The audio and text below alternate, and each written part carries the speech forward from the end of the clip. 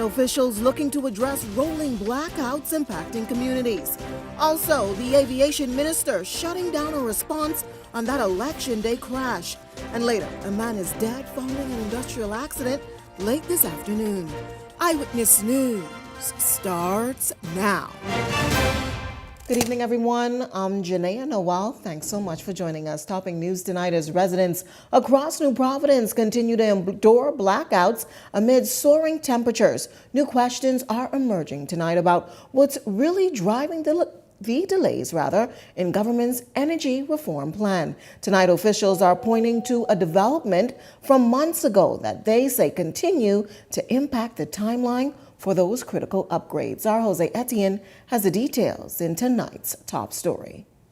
Energy Minister JoBeth Colby-Davis says the shooting death of Pike employee Cody Castillo forced a significant reset of the timeline for critical transmission and distribution upgrades, which officials say are key to improving power reliability across New Providence. The admission comes as residents grapple with ongoing blackouts and demand answers about when relief will finally come. Unfortunately, the incident that occurred with the Pike employee had us delayed by 8 weeks. Her comments come months after reports emerged that members of Pike Corporation's technical team left the country following Castillo's death, raising questions about whether the project would face further setbacks. The minister says crews have been working to recover lost time, even as they face additional challenges brought on by increased electricity demand during the current heat wave. Because of that, we are now having to complete our upgrades in a time period that also have extreme heat.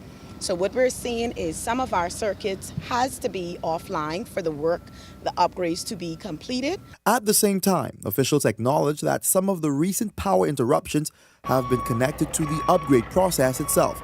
Colby Davis explaining that portions of the network have had to be taken offline at times to facilitate improvements, contributing to service disruptions experienced by customers. Most of the outages are attributed to the upgrades, and one part of it is the fact that we are actually working in a time that was not a part of our project timeline. So our project timeline had us slated to be completed by the end of May. While officials maintain that progress is being made, they still cannot say when residents will see an end to the reoccurring blackouts that have frustrated communities across the island. Sometimes we can't tell. When we have planned outages, we provide that detail early on, but then there are instances where you would have a system overload. Now that does not mean that we don't have generation capacity. What that means is the system has too much power coming at one time, and then that causes it to, like you say in your home, the breaker tripped. This comes as the minister toured the Big Pond substation alongside executives from Bahamas Power and Light and Bahamas Grid Company. She says the facility is now 95% complete and will play a critical role in strengthening the transmission network, reducing outages, and improving service reliability once fully commissioned.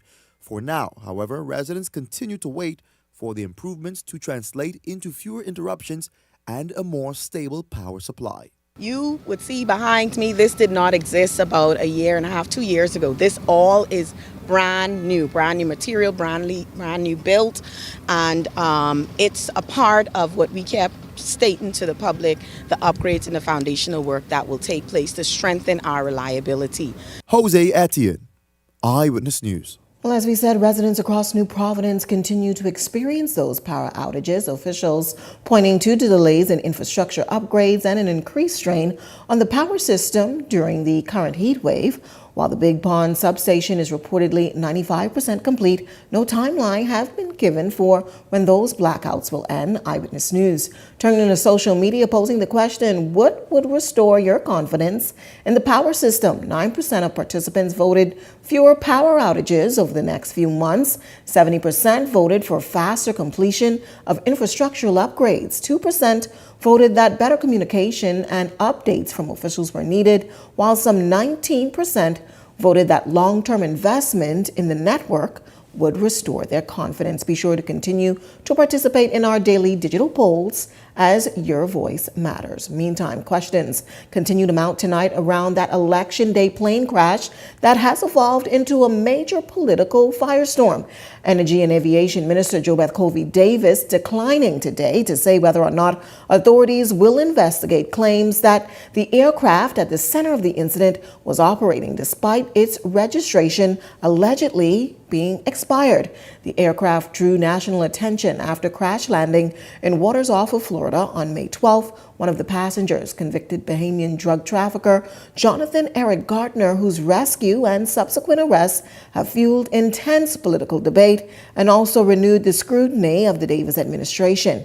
As questions about the flight continue to mount, Colby Davis stopped short of committing to any formal investigation. Moving on to your capacity as aviation minister, I know it was reported already that the election plane crash, they had registrations that were expired. I wanted to know why or how were they able to fly if they had their documents were expired from last year? I'll have to get further details from Civil Aviation. And will you give it? Will there be an investigation into that matter?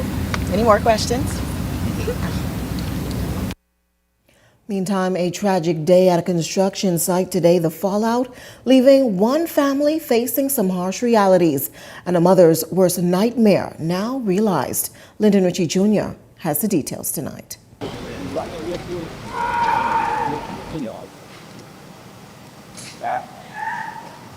What was supposed to be the start of a new opportunity ended in tragedy for 26-year-old Redneil Joseph, who fell to his death while carrying out construction work at the site of a local warehouse project. Authorities say the young construction worker was on top of the unfinished ceiling when his life was unexpectedly cut short. A male was walking along a roof beam of a structure that is being constructed, under construction, and he fell and sustained fatal injury. Family and co-workers of Joseph looked on as investigators examined his body and probed the surrounding construction site, his mother weeping as she struggled to cope with the outcome. Through a translator, Susie Sinclair Joseph revealed that her son had taken the job in hopes of helping his family through a difficult period as they are currently facing eviction from their home. She said he was determined to work hard and viewed the new opportunity as a chance to provide stability for his loved ones and secure a roof over their heads. The moment he was actually working to put his rent money together to pay the landlord, he owed the landlord, and he been saying from the 9th, he haven't been paid as yet, but once he get paid, he'll be paying the landlord. Amid her grief, Sinclair Joseph claims eyewitness accounts suggest her son was not provided with adequate safety equipment while on the job, a lapse she believes cost him his life. If he had something secure around his waist, he wouldn't have fallen down. Now, this rip in the ceiling above me is the exact spot where Joseph plummeted to his death. The bottom concrete surface was covered in sand by body removal services. Now, Eyewitness News questioning authorities on if they have any idea if he was outfitted with the proper safety gear. That, Linton, we are presently investigating. Our detectives are presently doing their questioning of various individuals, so that information I do not have at this time. Authorities are once again stressing the importance of workplace safety, urging construction workers and employers alike to ensure proper precautions are taken before any job begins. The appeal comes as Joseph's death marked the second fatal on-the-job accident in just over a week. On Wednesday, a man was killed after falling while cutting a tree in the Angleston community, highlighting the potentially deadly consequences of workplace hazards. Linton Ritchie Jr., Eyewitness News. Meantime, operators are pushing back tonight after a U.S. Embassy security alert raised concerns about jet ski safety here in the Bahamas. They insist the warning does not tell the full story and argue that many in the industry are committed to safe and responsible operations. Laurencia Smith has reaction tonight. The U.S. Embassy in the Bahamas' new security advisory warning what is described as serious ongoing safety risk linked to jet ski operations at popular beaches across the country is not sitting well with some operators. They say the claims are puzzling. Our Bahamian people invest a lot of money in this industry. You have people taking care of families, the grandparents, the grandchildren. You got medical bills, mortgages, all kind of different things. We're looking for someone to boost us in this business. Pedro Bannister, owner of Pedro's Water Sport, is questioning the source of the allegations raised in the U.S. Embassy Security Advisory on jet ski operations. The advisory cited reports of incidents including unsafe practices and alleged sexual assault involving some operators, including reports from U.S. citizens, particularly women, between the period of 2024 to 2026. Mainly, the report pointed to 2 women who have been reported sexually assaulted in 2026, which may have prompted the latest advisory. However, records show that there has been no rapes of American women reported this year by police involving jet ski operations, leaving the question, are criminal matters involving jet ski operators going unreported? It's a question that we put to officials but got no response upward to news time. Meanwhile, Bannister says he cannot comment on those specific cases, but insists that many operators prioritize safety and operate responsibly. He also commends government efforts to strengthen safety measures and regulations within the industry. That are operated by Defense Force officer. They have a police boat that is about 60 feet long with 4 engines on it that penetrates this area every hour. The government has gone ahead and put Defense Force officers and everyone on this beach. They have a Port Authority man here that has run the rotation system every day. As you can see, 3 Defense Force officers plus a 4-wheeler. Meanwhile, the advisory raised concern about some operators allegedly running without proper license or insurance. Bannister acknowledged that there are some who try bypass the requirements, but says those individuals should not define the entire industry. Let them know that I don't want them to mess up our industry because we have family to feed, and when the police catch you, you're on your own like pot bone. In 2025, government introduced new fines as a part of efforts to strengthen regulations of watercraft operations. Penalty include a $1,500 fine for operating an unregistered motor boat, entering restricted zones, or operating a vessel at a speed considered likely to endanger life. Other violations including operating a jet ski during hours of darkness or failing to display required registration number or make of a motorboat, carrying a $1,000 fine.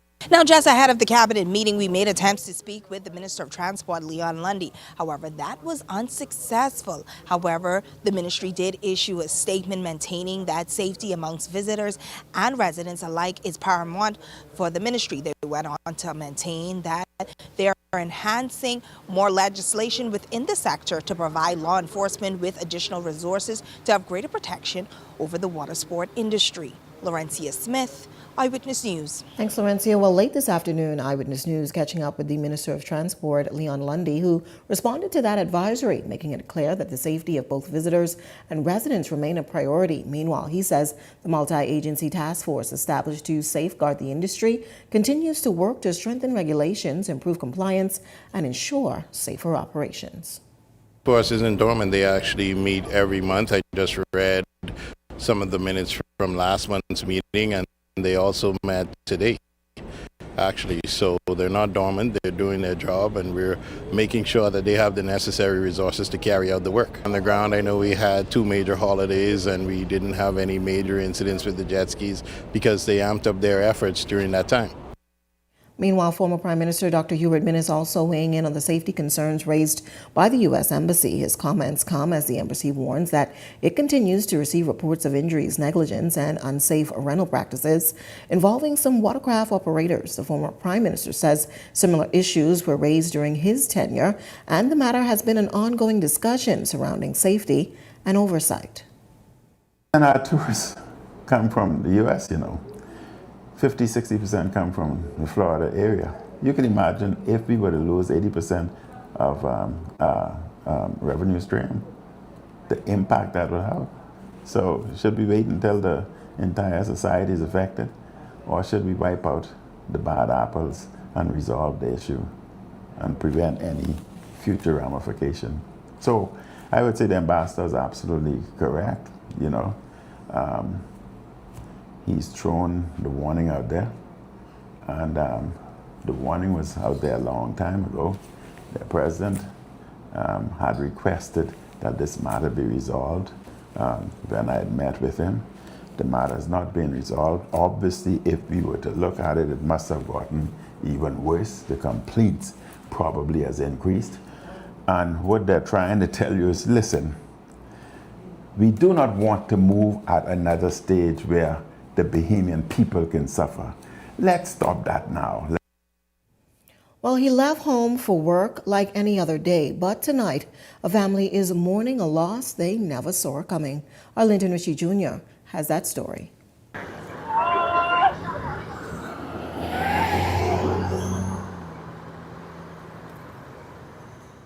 Broken glass, shoes, clothing, and car debris scattered on John F. Kennedy Drive with the lifeless body of a man on a badly damaged vehicle just some feet away marked the scene of a horrifying traffic fatality which claimed the life of 55-year-old John Altador. Altador, an employee of the Bahamas Public Parks and Public Beaches Authority, was on duty Tuesday morning beautifying the roadway when he was fatally struck by a female driver. The aftermath of the scene causing a traffic buildup with motorists in the westbound lane looking on as officials were forced to shut down the eastbound lane of the busy thoroughfare to conduct their investigations. He was working out here with another male when he was attempting to cross the street from the southern side to the north. A black Honda Civic was traveling east at the same time, and he was struck by that vehicle, and he was dragged a short distance away where the vehicle came to a stop. Now I'll allow my cameraman to pan and zoom in on this black Honda vehicle with extensive damage to the windshield. If you take a look, one side of it is completely caved in with bloodstains surrounding it. That tells the impact of this hit. Now, when Eyewitness News questioned authorities on if they believe speed was a factor, here's what they had to say. I'm not going to be so quick to say that speed was a factor, but we continue to advise drivers to drive with due care and attention. And please do drive within the speed limits. Officials revealing that Altador was attached to a unit responsible for verge highway cleaning. The news quickly causing heated debate across social media, putting into question the safety of those tasked with what many say is a dangerous duty. Executive Chairman of the Bahamas Public Parks and Public Beaches Authority, Jamal Strawn, acknowledging safety is paramount and assessments are underway to discuss strategies. Well, we've enhanced our visibility capacity. We are further enhancing it, building on what was already there, and you will see even more enhancements to come.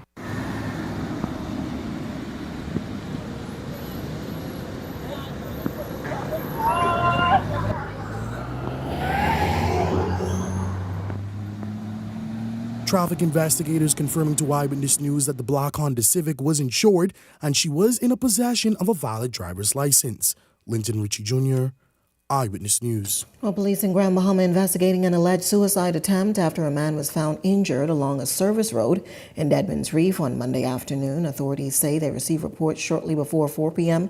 that a 57-year-old man had sustained multiple lacerations.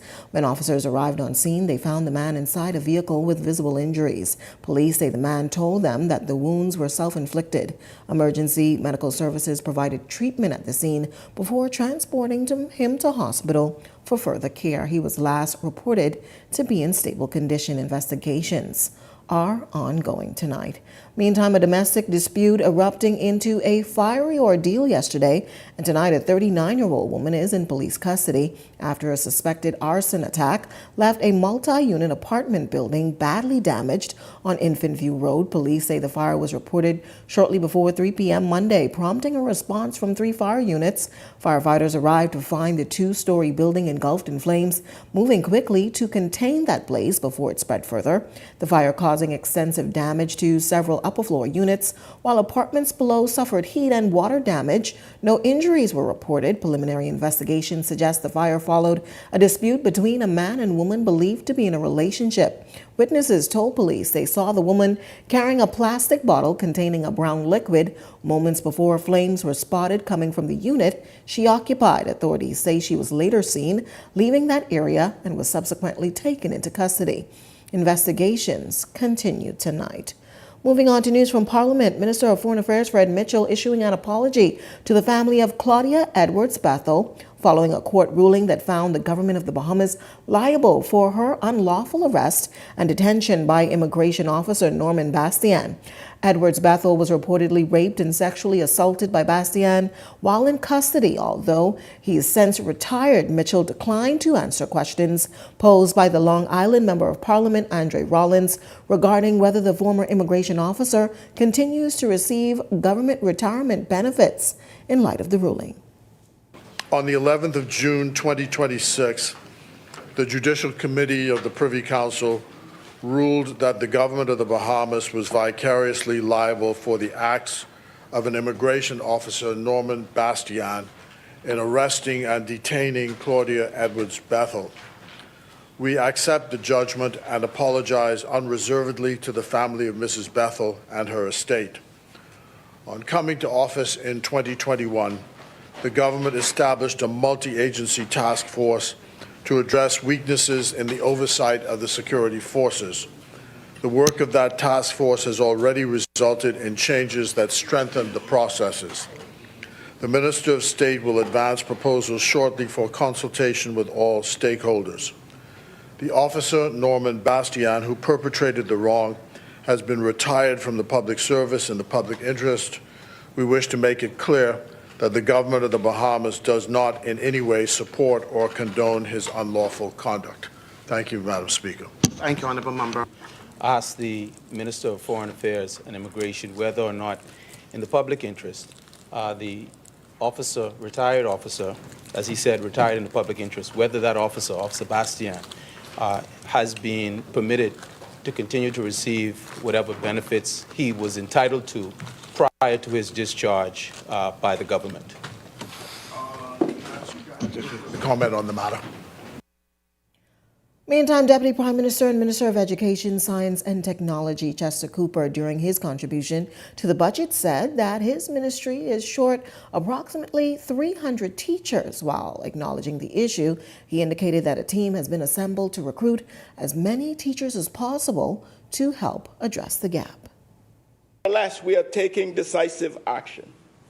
And I've asked Parliamentary Secretary Keenan Johnson, who is to lead an urgent and coordinated effort along with the senior team on a multi-agency initiative, the Ministry of Public Service, Teachers Training Institute, and other stakeholder ministries to identify and fill as many vacancies before the start of the new school year. Our goal is simple. Every classroom should have a qualified teacher, and every student should have access to the quality of education they deserve. And we're approaching these challenges with focus to ensure that the education system is ready to deliver for Bahamian students from day one. With more than 2,200 students in the public education system now requiring special needs-focused instruction, Cooper says the ministry is also working to expand access to those services, the expansion including the establishment of an additional special needs unit, which are expected to be retrofitted by September of this year. He revealed that parents have begun contacting him directly, seeking assistance and resources for their children. He's assuring families tonight that no child will be left behind and pledged that the ministry will continue working to improve opportunities for students with special needs. Dignity to these students all across our islands. We will continue advancing work on a national training and diploma for teachers in special education to strengthen local capacity and build a sustainable pipeline of trained Bahamian educators. And this is why in 2027, in collaboration with UB, we intend to train 75 additional special needs teachers. Yes.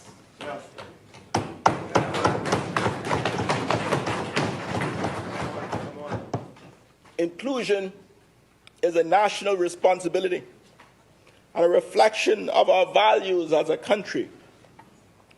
A nation is not judged by how it treats the strong, Carmichael. But it is judged by how it protects the vulnerable. Yes.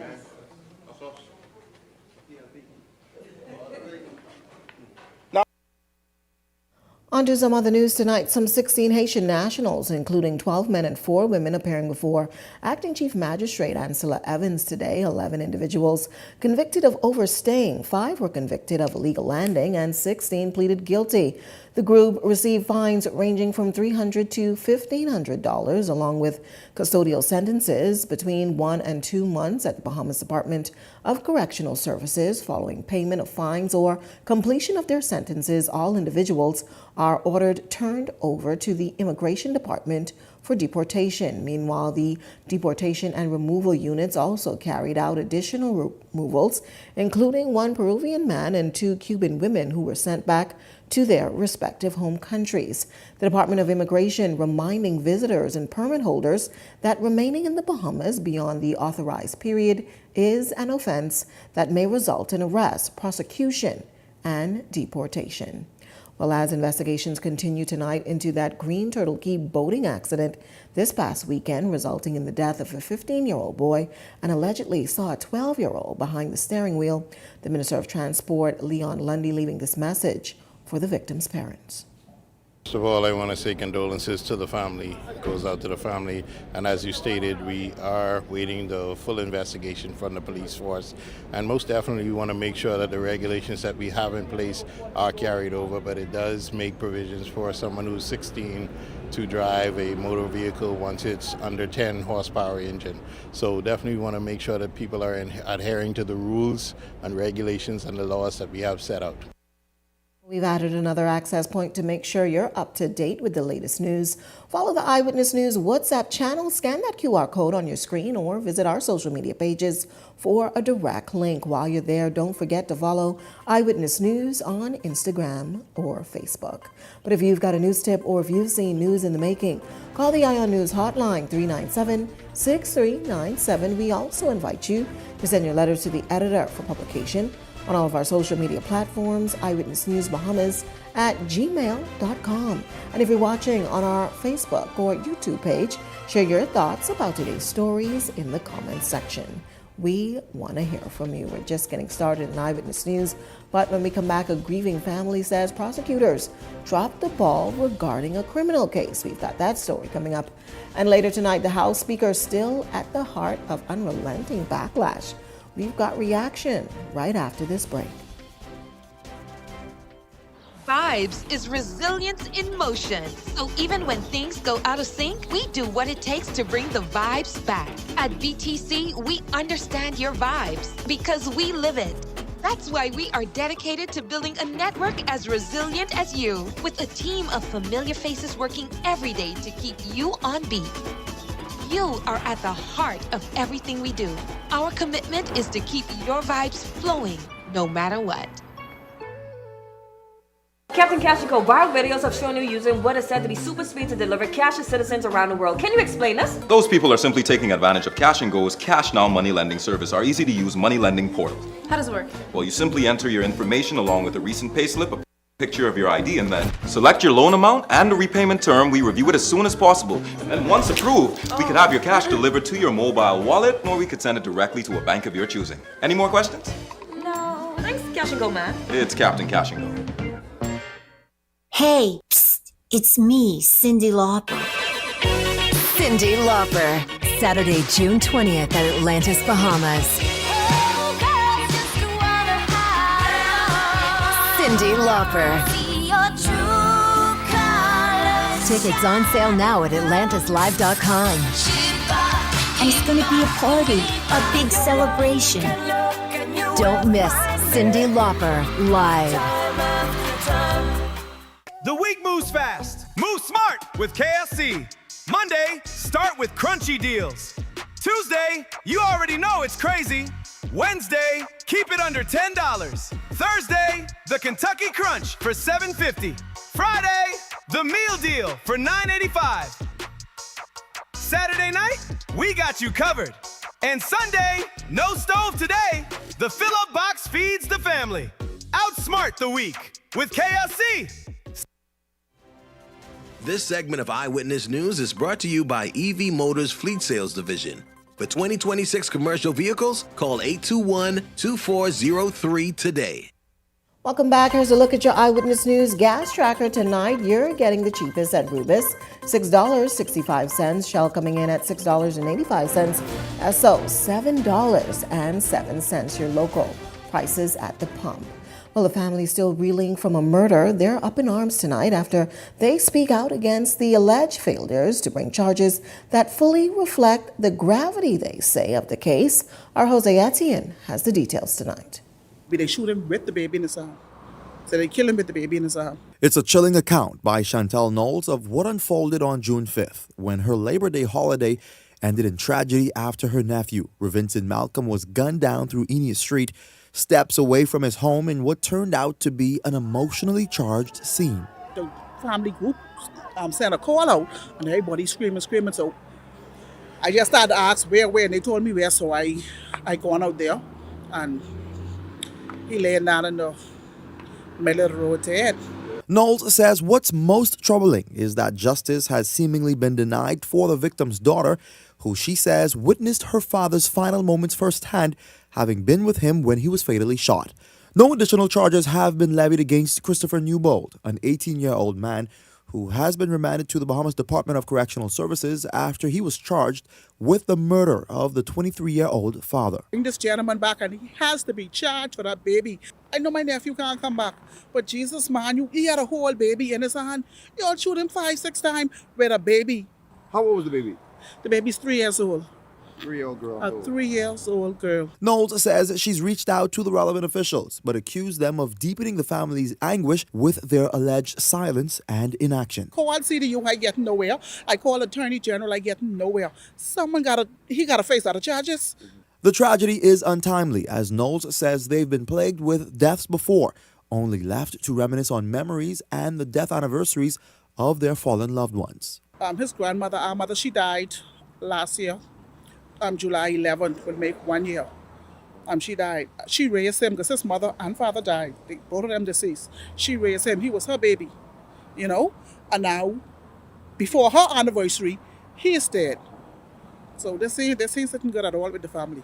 Meanwhile, calls made to Attorney General Wayne Monroe and police officials in relation to the grieving family's complaints were unsuccessful up to news time. Jose Etienne, Eyewitness News. On to some other news tonight, a dialysis patient is calling for improved parking access at the Princess Margaret Hospital, saying the current situation is causing significant challenge for patients who rely on the regular treatment. Paula Adderley, who says she attends dialysis sessions some 3 times a week, often as early as 4 a.m., claims that patients' parking is frequently unavailable because reportedly staff members are using the designated dialysis parking spaces. Patients, she says, have to access the parking spaces reserved for them. Adley is saying the issue is not an isolated one, adding that multiple patients have expressed similar frustrations and discomfort over the ongoing situation. Meanwhile, she's urging hospital authorities to review parking management policies to ensure fair access for those who rely on critical, time-sensitive medical care. And when you try to go someplace else to park, like in the front area where there's light, the security is not allowing you to park there because they say that's staff parking. And the security told me numerous times to go way to the back parking, and that's the only way I could park. But I told them, I was told when I was first coming for dialysis, that is our designated area for us to be parking there. So I don't want to walk away from in the back as a woman, me at 3:30, 4 o'clock in the morning. So for me, that's a big challenge, walking from in the back of the hospital at that kind of time me want. But I am not the only one that has the challenges. Other dialysis patients who have the challenge of not finding a parking also in the morning. Eyewitness News speaking with officials from the Public Hospital Authority. They acknowledge the concerns surrounding the incident and say the matter will be reviewed further. Officials indicated that discussions will also be held with hospital administration and the facility's security provider as a part of that review process.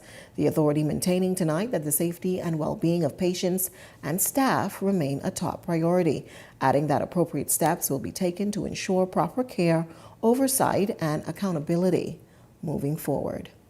Minister of National Security Miles LaRota revealing new figures from the Prerogative of Mercy Board. It's the body responsible for reviewing the cases of convicted offenders seeking clemency and reintegration into society after showing evidence of rehabilitation. LaRota says the board provides second chances to individuals who've demonstrated a commitment to turning their lives around. This fiscal year, 23 early release applications were considered, of which 13 were approved, 6 were denied, but approved for the work scheme, and 4 were deferred. Requests for expungement consisted of 16 applications, of which 5 were approved and 8 denied. Over 300 foreign national sentences were remitted and deportation approved, allowing for prison population management.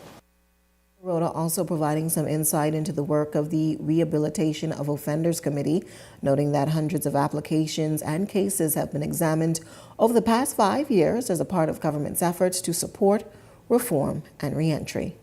And to the Rehabilitation of Offenders Committee and the Advisory Committee on the Prerogative of Mercy. Together, they represent this administration's conviction that lasting public safety is not built only through enforcement, but through the principled and compassionate management of those who have passed through the justice system. From September 2021 to March 2026, approximately 433 applications were reviewed, of which 250 were approved for expungement, 69 were referred to the Prerogative of Mercy, 85 were curfew-related violations, 4 were referred for counseling, and 1 for anger management. Concerns are growing over the conduct of the House of Assembly as questions continue to be raised about fairness, decorum, and the role of the Speaker in parliamentary debates. Our Rebecca Bain has more on this tonight. As debate on the 2026-2027 budget communication is in full swing, attention is now shifting to the conduct of the House itself. Former House Speaker Housen Moutry argues that the chamber is drifting away from the standards that have long guided parliamentary democracy. The way it should actually function according to the Westminster model and in the best interest of democracy, I have to give them a 0 rating. Absolute 0. Moutry says the House has lacked balance for some time, a problem he believes stems from the way proceedings are being managed. After the general election, the Speaker normally resigns from the party that she was elected or he was elected on and serve as an independent, impartial Speaker so that at least there is the appearance of fairness and not so much the appearance of bias. And some Bahamians are also echoing those comments. You shouldn't be a PLP or FNM sitting on that seat. I feel like it's supposed to be someone in the middle. With the Speaker, most things appear to be personal, and in that regard, it would be party affiliate. But the former Speaker criticisms are not limited to the chair. He says members on both sides of the aisle share responsibility for maintaining order. You ought not to be debating the Speaker. And the Speaker, on the other hand, ought not to be debating with members of Parliament.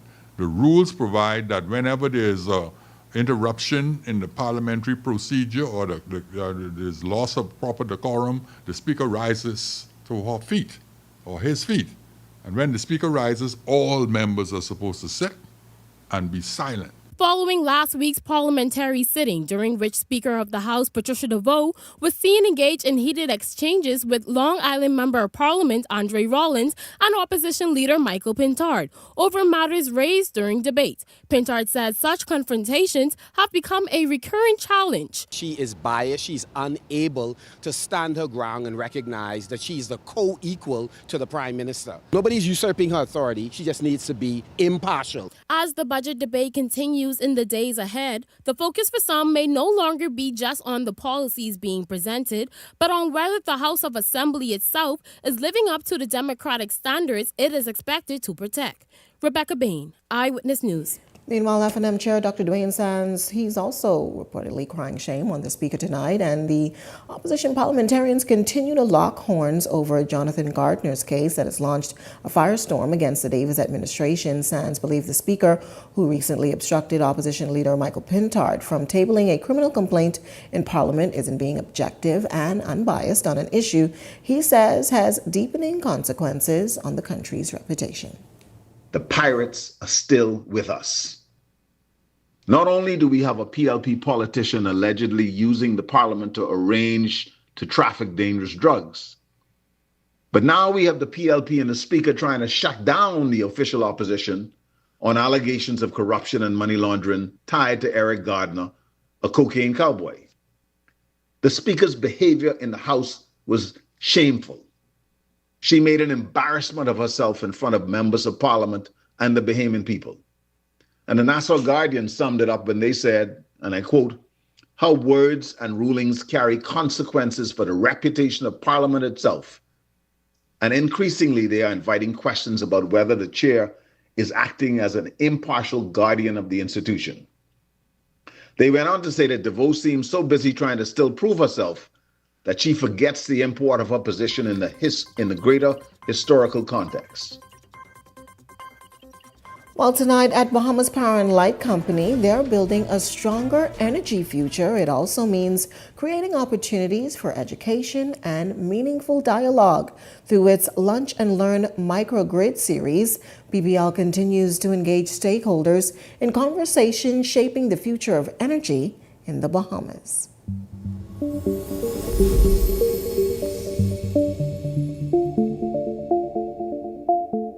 Conversations about the future of power are more important than ever. Recently, Bahamas Power and Light Company Limited partnered with RBC for a Lunch and Learn microgrid series led by Executive Chairman Christina Alston. The session explored energy innovation, microgrids, and the future of power in the Bahamas. Here's how it went. The hedging for the 12 months, what's the impact going to be between January of 2027 and the summertime when LNG comes online? The hedge was really a way for BPL to manage its costs for and on behalf of the consumer. It just so happened that the hedge coincided with this war that the U.S. and others are in, to the point where now we're actually in a protected state. We've had very minimal load sharing or disruption in services. What attributes to that? So we have BGC, and so a lot of the work that they're doing in terms of our foundational projects, which is reinforcing the lines, replacing wood poles with steel structures. There's a whole system of interrupters, and so it's all of those things. So it's having that company pay particular attention to just the transmission and distribution has yielded those results that we're seeing now. The session gave the opportunity to learn more about how electricity is generated and distributed throughout the Bahamas and what the future of energy could look like for the country. It was very informative. It was very interesting to know how the power is generated, how the distribution happens, the needs of the islands of the Bahamas, and the future prospects and plans that BPL is putting in place to provide for more efficient power generation. Bahamas Power and Light Company Limited remains committed to fostering meaningful dialogue as we work together to power progress across the Bahamas.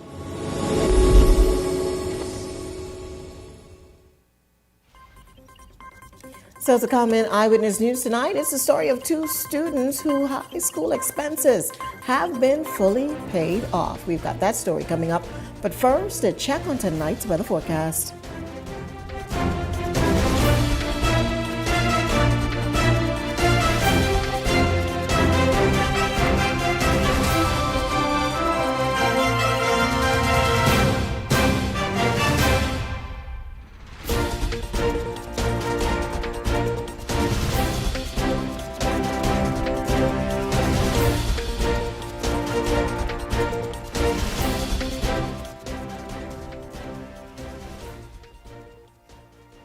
Looking for insurance that fits your lifestyle and your budget? At Star General Insurance, we've got you covered. Whether it's motor insurance with flexible options for third-party liability and comprehensive coverage, or commercial insurance products that protect your business, we have choices you can afford. Own a home or renting? Our home insurance products have just what you need. And for the adventurers out there, we offer marine insurance too. Visit our website or social media pages for contact information and quotes. Star General, insurance made simple. At the Water and Sewage Corporation, safety and convenience are our top priorities. However, our meter readers face challenges that can make their job difficult. Locked gates to guard dogs sometimes leads to missed readings and estimated bills, which can be frustrating for you and us. That's why we're upgrading to digital meters. They bring safety, accuracy, and convenience to homes across the Bahamas. We can streamline data collection, reduce on-site visits, and provide more accurate bills with no more estimates. Digital meters also help detect leaks early, saving you from costly bills and reducing water waste. Soon, a user-friendly app will let you track your water usage, manage bills, and stay informed, all at your fingertips. Over the next year, we're rolling out digital meters nationwide, transforming how we serve you with a safer and cost-efficient water supply. To learn about our digital meters, visit our website or call us today. And don't forget to update your information at any of our locations.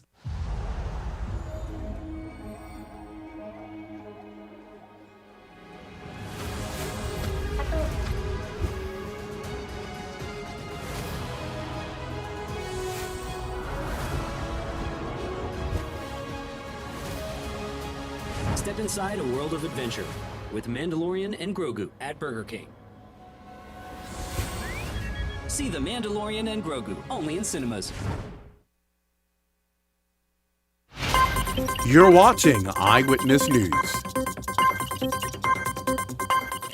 Welcome back. Well, two outstanding young ladies are being given the gift of education, earning full scholarships that will cover their entire high school journey. Our Rebecca Bain has the good news tonight. For nearly 3 decades, the Wendy's and Coca-Cola Bright Minds Bright Future Scholarship Program has helped give promising young Bahamians access to quality education. And this year, out of 82 applicants nationwide, Marley Poiter and Kanique Ferguson emerged as the program's latest scholarship winners. Marley and Kanique represent exactly what this program was created to support: young people who excel academically, lead with integrity, serve others, and show the promise to make a meaningful difference. To just draw down to 5 students, it was extremely difficult, but we saw something in both of these students that just stood out the most from the entire pool.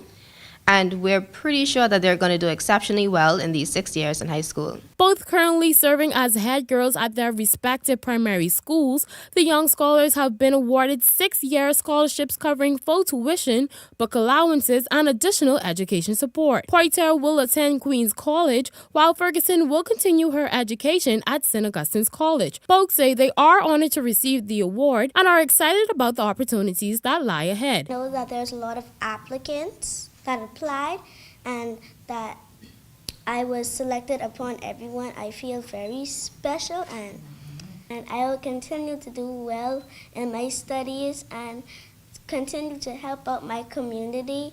I will continue to do great in my studies and always try my best with God by my side. Do what is right.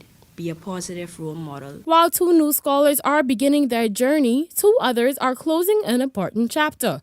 Robin Smith and Elise Claire, both longtime recipients of the scholarship, are now graduating from high school. Smith says the program provided much more than financial assistance, offering guidance and support throughout her secondary school years, and hopes the same for the newest scholars. Enjoy it and take it step by step, because at the end of the day, this only happens once in life. So it's going to feel overwhelming. It's going to get frustrating, long nights, long hours, but I want to encourage you to keep going, don't give up, and to be resilient. It's all for a great cause, a great purpose. And while education remains a powerful pathway to success, program officials say they will continue investing in talented young Bahamians, helping to provide the tools and opportunities needed to thrive. Rebecca Bain, Eyewitness News. Also to come in Eyewitness News tonight, our Laurencia Smith has your latest check on sports. Good evening, Laurencia. Good evening, Janea. Well, we have some news coming in from the Basketball Federation and the WNBA. I'll tell you more about it right after this quick break. Welcome back to The Movement, your energy and transport briefing. In this special edition, we look back at 2025. A year of milestones, breakthroughs, and real impact across both energy and transport in the Bahamas. From groundbreaking energy projects to safer streets for our communities, 2025 is setting the pace for progress. Let's start by seeing how energy is powering our islands forward. 2025 marked a major leap in renewable energy.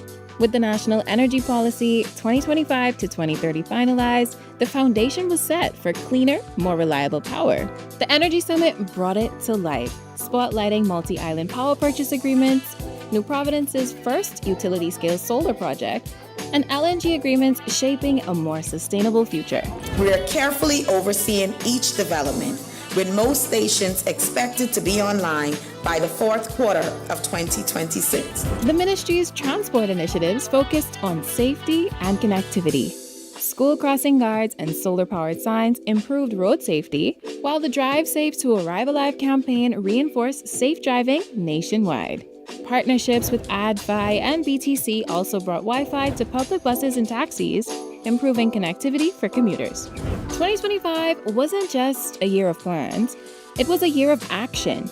Every ministry-led project and partnership brought cleaner energy, safer roads, and stronger connections, shaping a future Bahamians can rely on. We have chosen a future where Bahamians can rely on their energy system instead of worrying about it. I'm Larissa Lundy, and this is The Movement, your energy and transport briefing. 2025 set the pace, and our future is already in motion. Stay with us. Tourism today. Bahamas tourism today. On Cat Island, owner of Sweet Peas 242, Peggy Johnson, took a moment to highlight the benefits of traditional Bahamian bush teas. So with this outdoor experience, this Bahamian experience, you get to experience what the island is really like, what it is to prepare traditional Bahamian medicine. Some of the herbs, you get to look at it, see it, feel it, touch it, so you can be able to readily identify it. And even if you're not taking away the 21, you're not able to prepare it, you still will remember at least one or two of the medicines. And when you see it again, you're going to be able to say, hey, guess what? I still have pressure. This shepherd needle good for my pressure. I can pull up some of this and go boil this today. And now you also know that you can find my teas at BAIC and Nassau. It's conveniently available as well. For me, I feel like a lot of the natural medicine and traditional knowledge is being lost. And for most people, the things that I do, the herbs that I have access to, you also have access to, and it's free and they work. Like, that's the bottom line, is that they work. And so if you having an issue, sometimes people can call. Some people call me all the time. Miss, I have this plant in my yard. Is this the same as such and such, and what's it good for? And I'd be happy to share that knowledge. I'm always sharing that type of knowledge with persons. But like I say, I also have it in convenient form. So if you don't want to make yourself sick and pick the wrong thing, you can always get it from me as well. Everybody has access to this. It doesn't cost you anything. And a lot of people, in terms of healthcare being so out of reach for a lot of people, this alternative medicine, which is, I think, the original medicine. The Bible says the herbs are for the healing of the nation. Like, this is the original medicine, so everybody should have access to this. For more tourism updates, visit Tourism Today or Bahamas.com. I'm Michael Miller, and this is Tourism Today.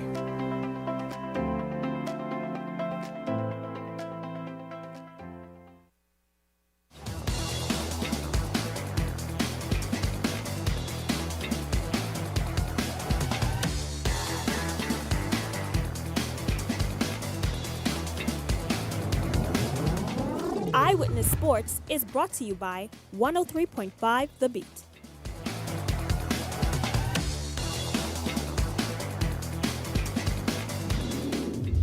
Good evening and welcome to another edition of Eyewitness Sports. I'm Laurencia Smith. Thanks for joining us. Kicking things off in sports, tonight we're on the hardwood. The Bahamas Basketball Federation has completed its coaching lineup for the senior men's national team, announcing the remaining of the staff ahead of the upcoming FIBA World Cup qualifier window set to be hosted July 3rd and 6th here over at the Kendall J. Lysick Gymnasium. New head coach Michael McLean will be joined by associate head coach Tom Nairn, assistant coach Charles Allen, Michael Thompson, and Nishard Mackey, along with video coordinator Wills Mackey. The staff will now focus on preparing Team Bahamas for two important home games over at the Kendall J. Lysick Gymnasium as the country continues to push for its first ever FIBA Basketball World Cup appearance. Team Bahamas is coming off a key moment in the qualifier campaign, earning its first win in February with a 99-96 win over Jamaica. That win kept the Bahamas in hunt in Group B, but the next two matchups could be crucial. Canada currently leads the group with a perfect 4-0 record, while Jamaica set a record for 2-2. The Bahamas and Puerto Rico are both 1-3 as the race for the positions continue. Now, Team Bahamas is set to face off against Jamaica and Puerto Rico on July 3rd and 6th, respectively. Now on to the WNBA. Bahamian superstar Jonquel Jones was at her dominant best in a recent game, highlighting 20 points as the New York Liberty rolled past the Washington Mystics 86-64 in Brooklyn. Jones anchored the balance as the Liberty attack, helping New York to control the game from start to finish. JJ anchored a balance as the Liberty attacked, helping New York to control the game from start to finish while punching its ticket to the WNBA's Commissioner Cup game. I think obviously we still have a lot of growth, a lot of areas that we can grow as a team. And I think once we just keep stacking our days, we'll be okay. But I think it's a pretty high number with teams that go to the Commissioner's Cup Championship with teams playing in the finals. So I think it's a good place to start. The New York Liberty continue to make noise this season, sitting near the top of the league standing with a 10-4 win-loss record, riding a 7-game win streak. Well, that's a quick look at sports at this hour. I'm Laurencia Smith. Stay tuned for more news on the other side of the break. Andres here, I come in my 2027. Oh, God is so good. Island Lock, I thank you. I tell you, I'm going to pray over this and I'm going to drive this all around town and show off and show them what Island Lock does for customers like me. I caught the keys with Island Lock and thank you, Jesus. I caught the keys. Must be 18 and over. Island Luck reminds you that it's only a game, so please game responsibly. Edenwell has expanded their testing menu. We now offer blood work, drug screening, and so much more. Our hours of operation are Monday to Friday, 7 a.m. to 5 p.m., and Saturday, 8 a.m. to 1 p.m., located on 11 Madera Street. We are here for all of your laboratory needs, with fast and reliable lab work done by our friendly and knowledgeable staff. Let us help you take the needed steps to stay in the know about your health. Let's keep working towards a healthier you. Stay Eden well.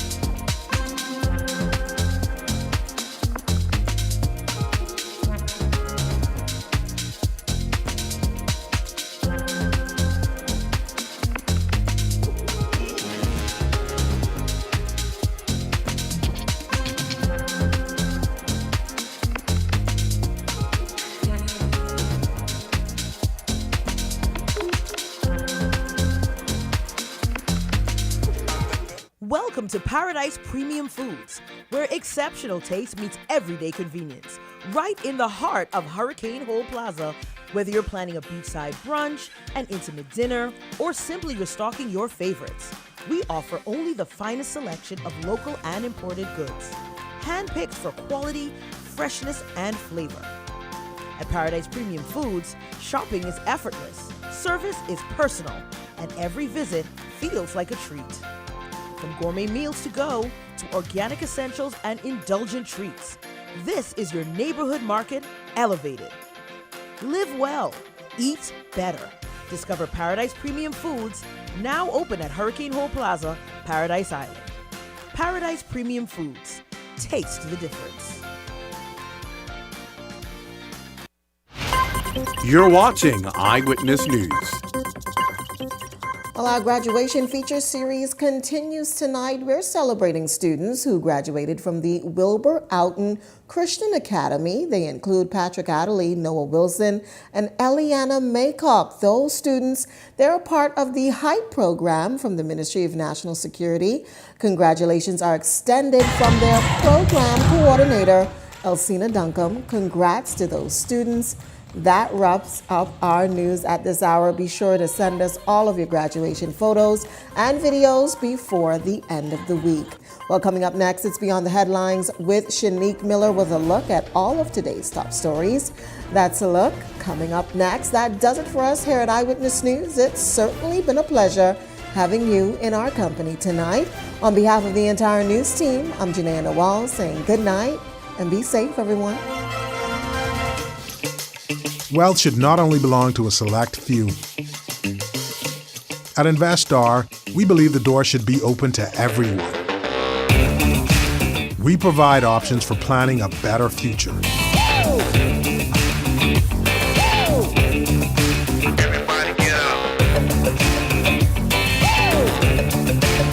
Our investment funds are designed to assist you in reaching your long-term financial goals.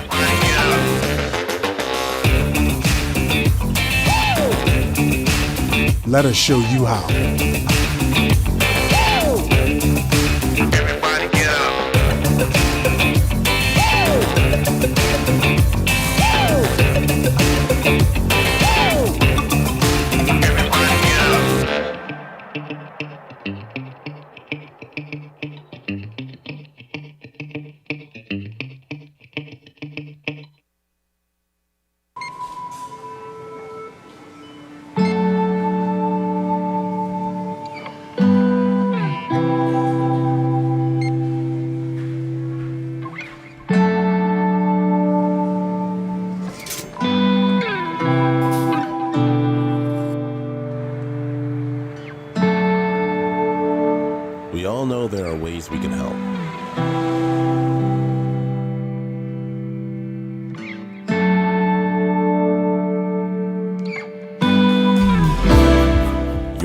can go even further.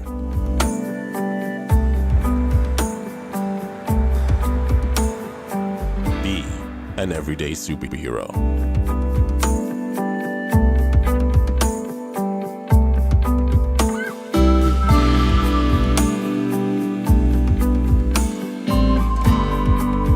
Donate to Hands for Hunger.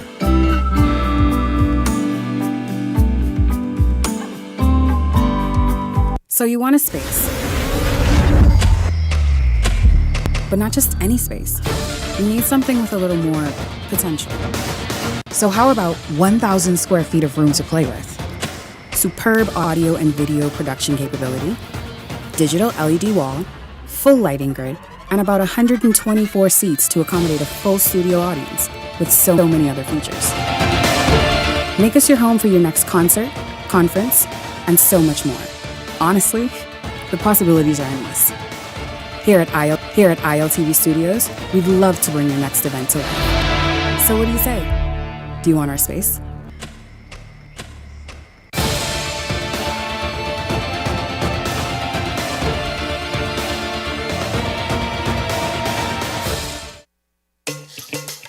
Wealth should not only belong to a select few.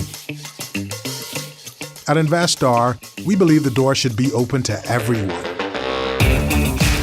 We provide options for planning a better future.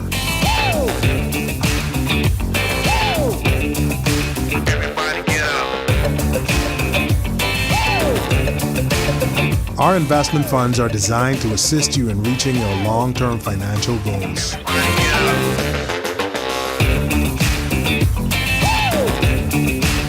Let us show you how.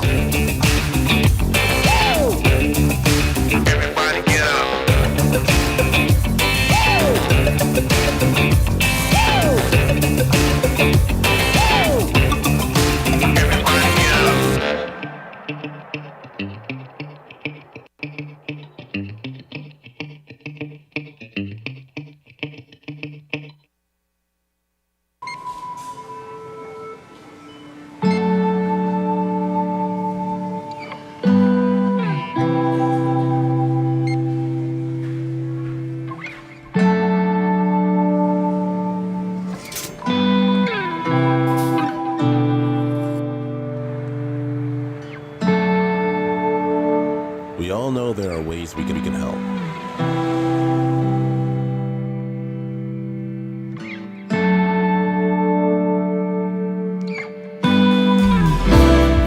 Your help can go even further.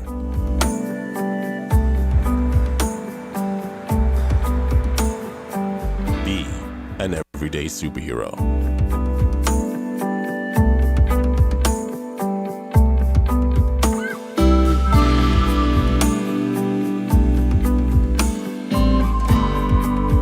Donate to Hands for Hunger.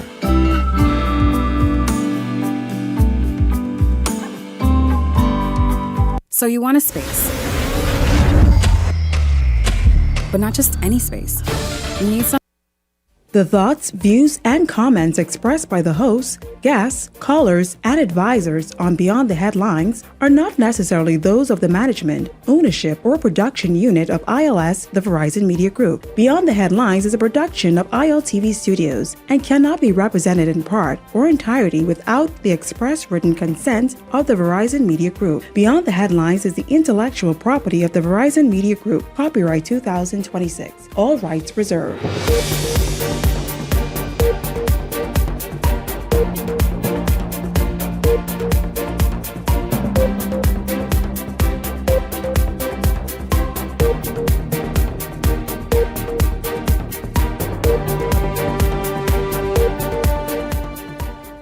Coming up tonight, jet ski operators speak out after U.S. Ambassador Herschel Walker warns of their unsafe business practices. We also have a response from Transport Minister Leon Lundy. Is the fallout being felt already? Also tonight, a domestic incident leads to fire. Today, the female involved is in custody. And later, Education Minister, Deputy Prime Minister Chester Cooper says there's a teacher shortage. I wonder what he's going to do during the summer break about that. This is Beyond the Headlines. Good evening. I'm Shanique Miller. It's great to have you along this evening. As residents across New Providence continue to endure blackouts and soaring temperatures, new questions are emerging tonight about what's really driving the delays in government's energy reform. Tonight, officials are pointing to a development from months ago that they say continues to impact their timeline for critical upgrades to the power grid. We get this story from Jose Etienne. Energy Minister JoBeth Colby-Davis says the shooting death of Pike employee Cody Castillo forced a significant reset of the timeline for critical transmission and distribution upgrades, which officials say are key to improving power reliability across New Providence. The admission comes as residents grapple with ongoing blackouts and demand answers about when relief will finally come. Unfortunately, the incident that occurred with the Pike employee had us delayed by 8 weeks. Her comments come months after reports emerged that members of Pike Corporation's technical team left the country following Castillo's death, raising questions about whether the project would face further setbacks.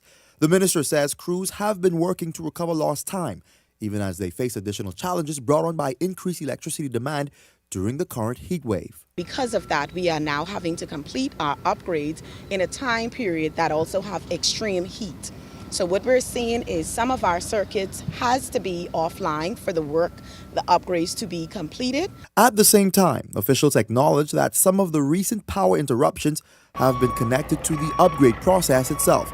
Colby-Davis explaining that portions of the network have had to be taken offline at times to facilitate improvements, contributing to service disruptions experienced by customers. Most of the outages are attributed to the upgrades, and one part of it is the fact that we are actually working in a time that was not a part of our project timeline. So our project timeline had us slated to be completed by the end of May. While officials maintain that progress is being made, they still cannot say when residents will see an end to the reoccurring blackouts that have frustrated communities across the island. Sometimes we can't tell. When we have planned outages, we provide that detail early on, but then there are instances where you would have a system overload. Now that does not mean that we don't have generation capacity. What that means is the system has too much power coming at one time, and then that causes it to, like you say in your home, the breaker tripped. This comes as the minister toured the Big Pond substation alongside executives from Bahamas Power and Light and Bahamas Grid Company. She says the facility is now 95% complete and will play a critical role in strengthening the transmission network, reducing outages, and improving service reliability once fully commissioned. For now, however, residents continue to wait for the improvements to translate into fewer interruptions and a more stable power supply. You would see behind me, this did not exist about a year and a half, 2 years ago. This all is brand new material, brand new built, and it's a part of what we kept stating to the public, the upgrades and the foundational work that will take place to strengthen our reliability. Jose Etienne, Eyewitness News. And so you all know it's quite vexing to have to contend with power outages in this heat. We're going to talk about the extreme heat a little bit later in the show. As we speak, many residents across Eleuthera and certain pockets of Eleuthera are saying that the power is out there. And so it's vexing. Here in New Providence, we have had in pockets as well power outages for hours at a time. As you heard the minister, she explained exactly what's going on. They're playing catch up after that incident happened a few months ago. Well, I'm going to bring the Hot Topics panel in right now just to talk about perhaps your experience and how vexing it is. I'm going to welcome a new member to the Hot Topics panel. Good evening to you, Andrew Blue Johnson. It's good to have you here. How are you? Unmute your device.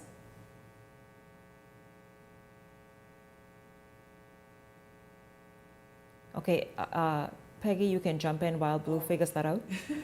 Good evening. That's when you rookie the Hot Topics. That part. That's when you bring. That's okay. I know this rookie is good for it. It's good to have you here. Good evening. Welcome to the show. Your thoughts on the power outages, the fact that BPL is still in the middle of this energy reform. Of course, there was the major hiccup with Pike. Now they're playing catch up to try and get back on schedule with this reform. Well, you know, from a Bahamian perspective, I'm a Bahamian. I'm 54 years of age. And from I was a little boy, all type of governments came in, FNM, PLP, FNM again, PLP. And we have the same talk, the same narrative, the same rhetoric. We need to just be honest with the Bahamian people. I don't think the governments, and I'm not just talking about PLP, I'm talking about FNM as well.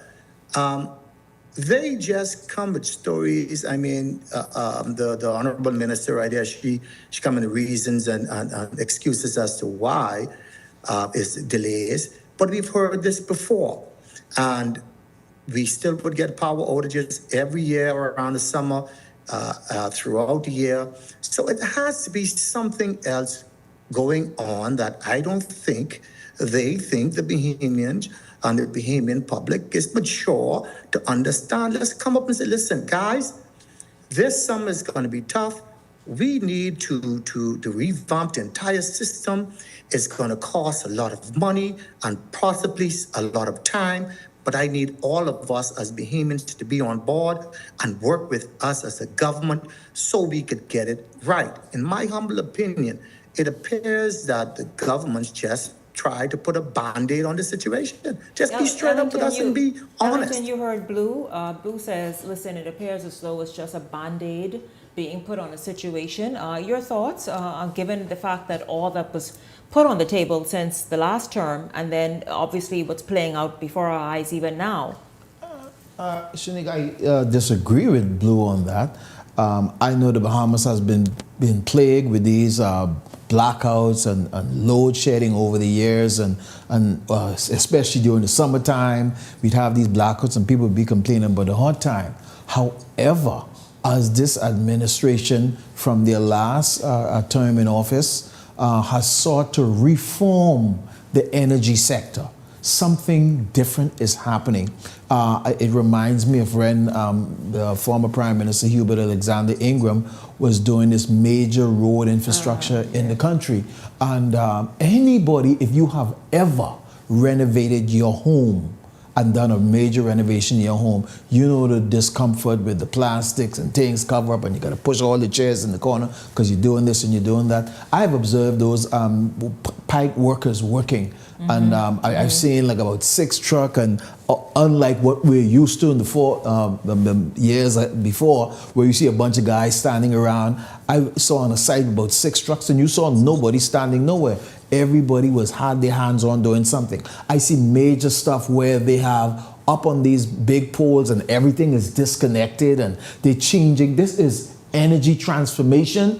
Things got to be shut down. I am prepared to experience from the time the government start talking about transformation and these major things that I can see them doing, I'm sure everybody can see them doing. We're going to have power outages daily as long as these people are putting up new stuff, new utilities, new infrastructure on those poles. They have to shut things down. Those are some high-powered, high-energy poles, and they cannot have the power on. So we will feel some discomfort. Now I'm going to have a problem when this is all done and we're still having these outages. As long as this work is going on, just chill. I know we have been having a lot of outages over the past years. I'm prepared to believe that this is not quite that. This is the work that's going on.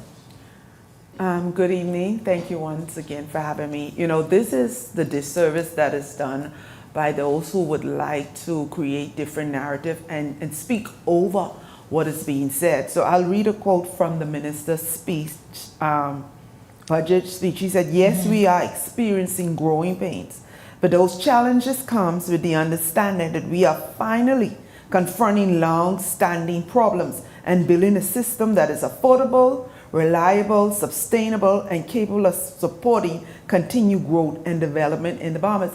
I think Minister Jobert has been quite forthcoming, even today.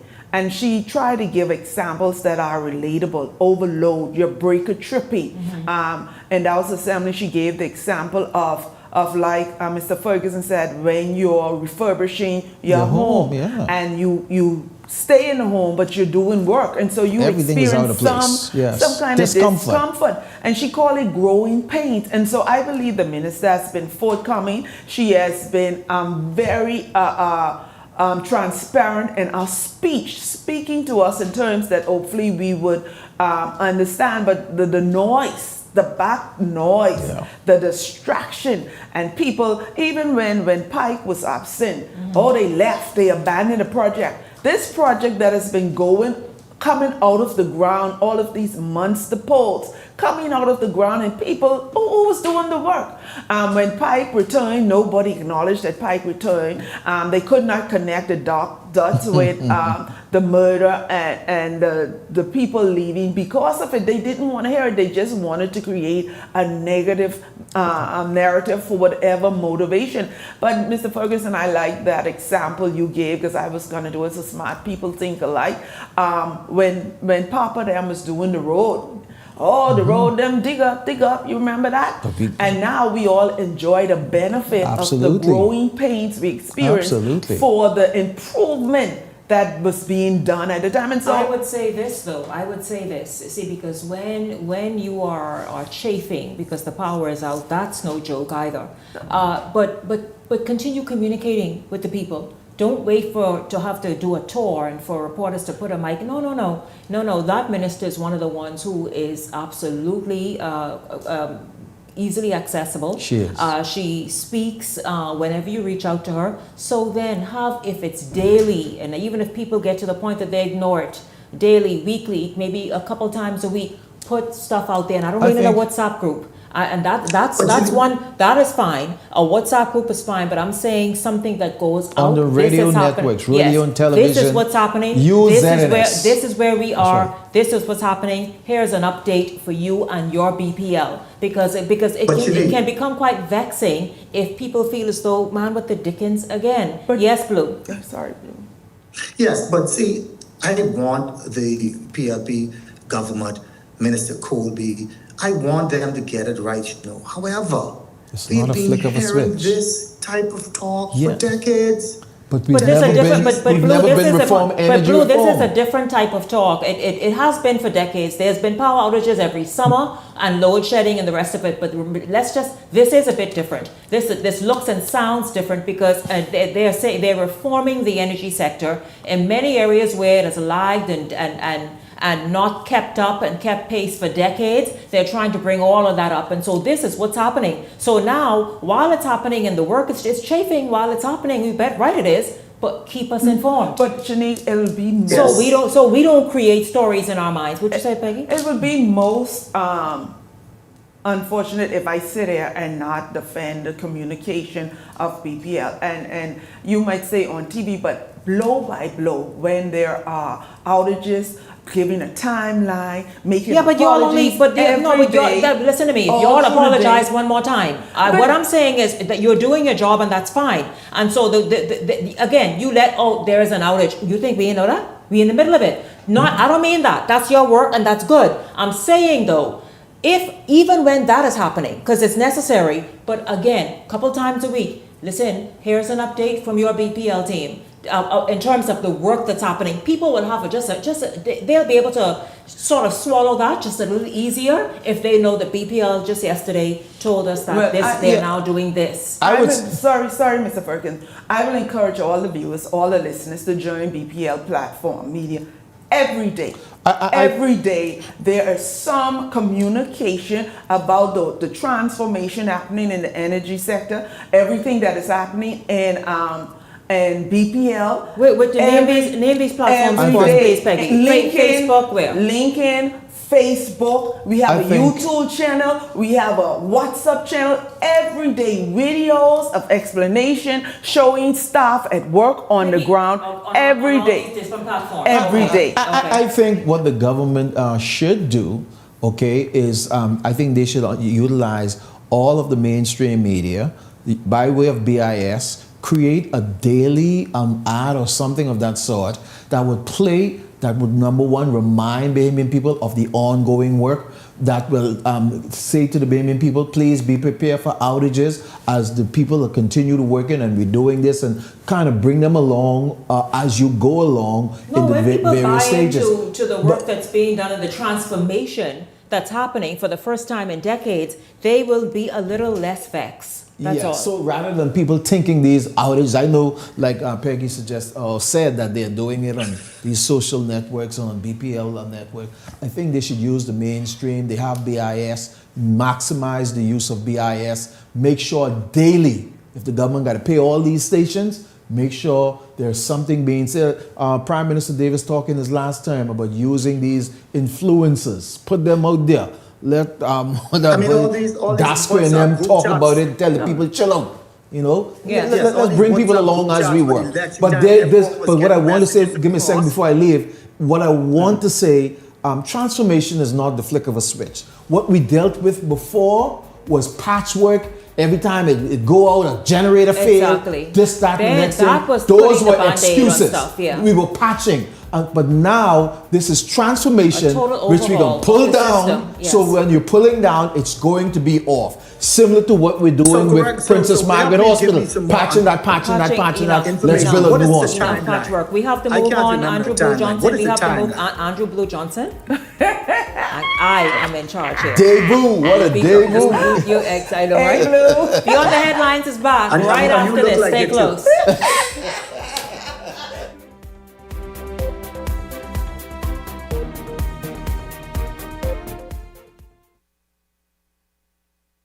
Hey, it's your boy Charlie Bahama here at Superwash, Superwash's newest spokesmodel. And I'm here to tell you about Superwash's large capacity washers and dryers for all your big loads. I know I see that Charlie Banana coming here just now. Luckily, it's also big enough for me to hide it. I thought he was right over here where these large capacity washer and dryers is. They're big enough now to handle your big loads, you know. Yeah, like your comfort on your blanket. But just look at us. Somebody forget to turn on the dryer. Oh, stop!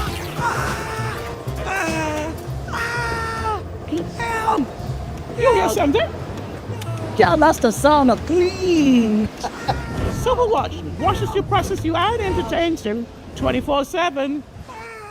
Wendy's and Coca-Cola want to take you and your bestie to New Orleans. July 3rd through 5th is Essence Fest, and you could be traveling VIP style. All you gotta do is upgrade any premium lunch combo 1 through 12 or a salad to a large, like a spicy number 6, add cheese and bacon, or my personal favorite, tendies. Nola! We coming back?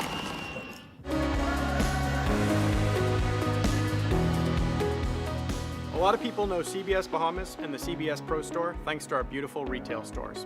But what you may not know is contractors love shopping here as well. Whether you need a flat rack of shingles, a truckload of drywall, or a pallet of joint compound, we can make it happen with unbeatable pricing, fast turnaround times, and excellent communication.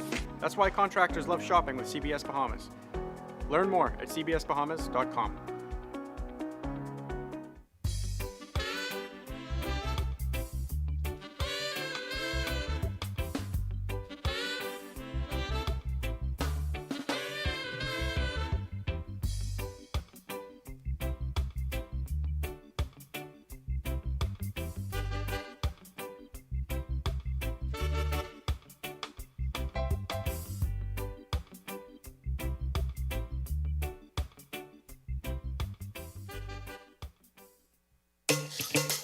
Wealth should not only belong to a select few. At Investar, we believe the door should be open to everyone. We provide options for planning a better future.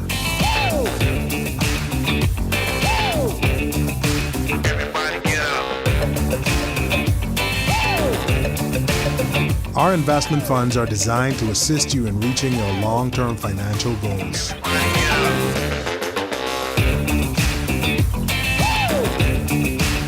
Let us show you how.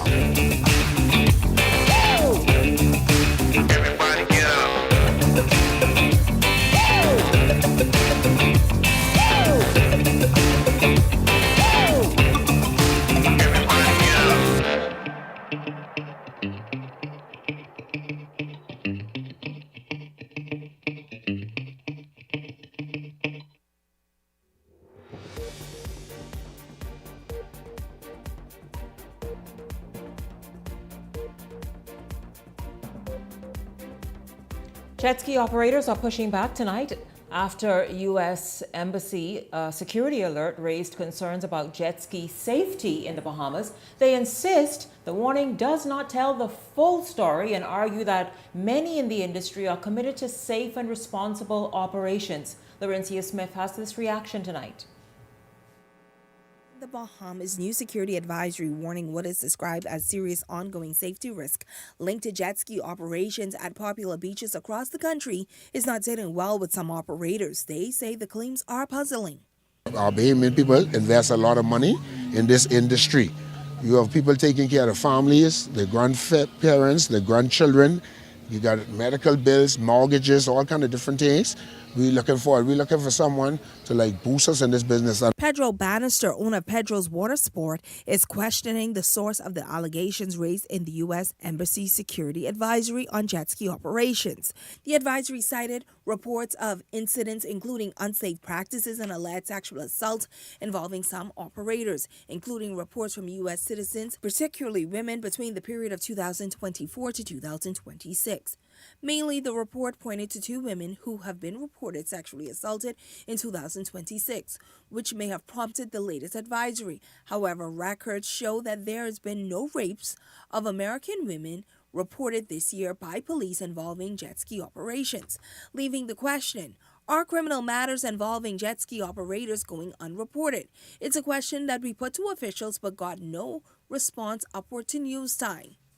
Meanwhile, Bannister says he cannot comment on those specific cases, but insists that many operators prioritize safety and operate responsibly. He also commends government efforts to strengthen safety measures and regulations within the industry. That are operated by Defense Force officer.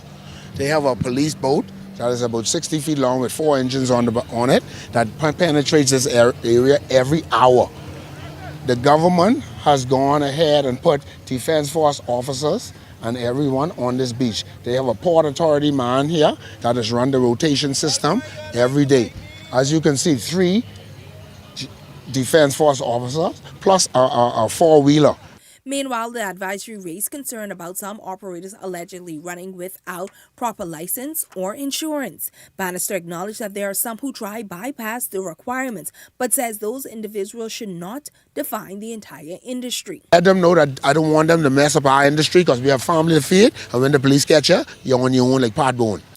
In 2025, government introduced new fines as a part of efforts to strengthen regulations of watercraft operations. Penalties include a $1,500 fine for operating an unregistered motor boat, entering restricted zones, or operating a vessel at a speed considered likely to endanger life.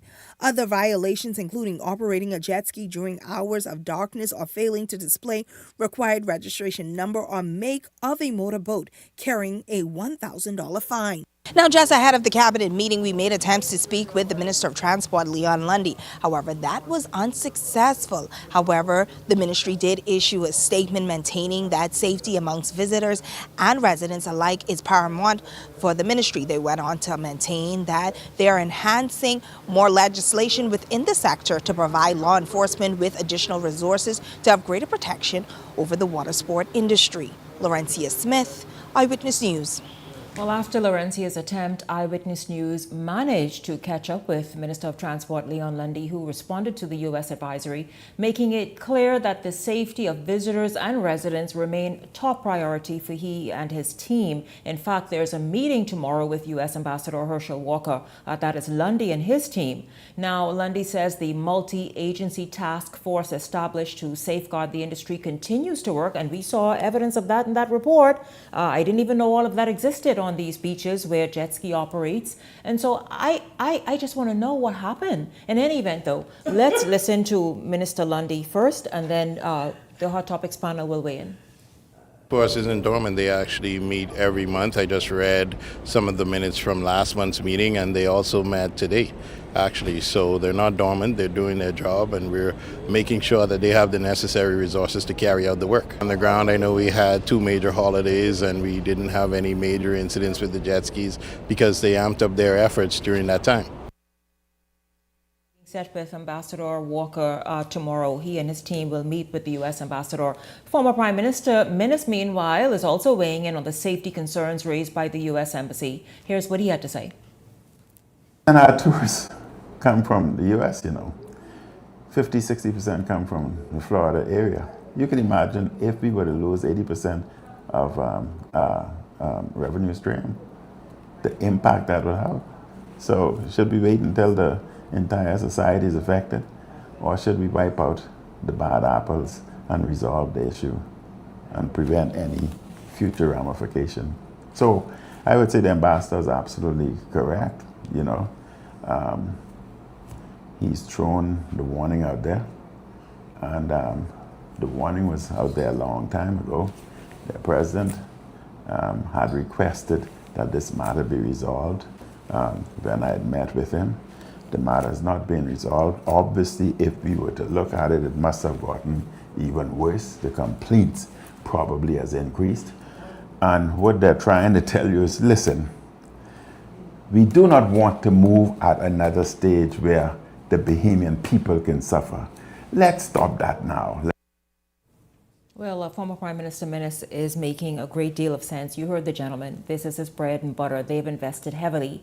Blue and Ellington and Peggy, they've invested heavily in this industry, and the industry seems to be absolutely one that is monitored, where there is strict security. Of course, anything can happen when somebody goes out on the water. But I'd like to know what prompted the U.S. embassies, perhaps you should have said, listen, just in the last few weeks, my office received this many complaints about these matters. Your thoughts, gentlemen, and where the Bahamas? Yes, we know that in that jet ski operation, but obviously it's tightened. The gentleman gave evidence in that story, but we know it is something that needs to be strictly monitored.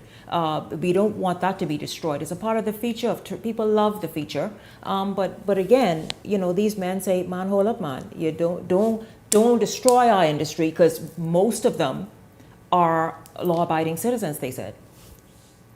Well, the U.S. ambassador, he has to do what he has to do for his people. Now, his words can have a strong effect, and the action from the U.S. government can have a strong effect negatively on our tourism industry. But let me say that this as well. In all of these areas, like jet ski operator, jitney drivers, there needs to be some type of uniformity. I see these fellas, everyone just wearing their own clothes, nothing to show that they are licensed or proper. Maybe we should put some uniform on them. When I say uniform, all jet ski operators that are licensed should wear this particular long sleeve shirt, those beach shirts, all on the beaches, so everyone could know who they are. Sorry? What did you say, Ellington? Long sleeve shirts? So I think he's talking about, there's some boating sort of material that they wear out on the water. Yeah, but some type of logo on it to say that you are authorized, an authorized jet ski operator.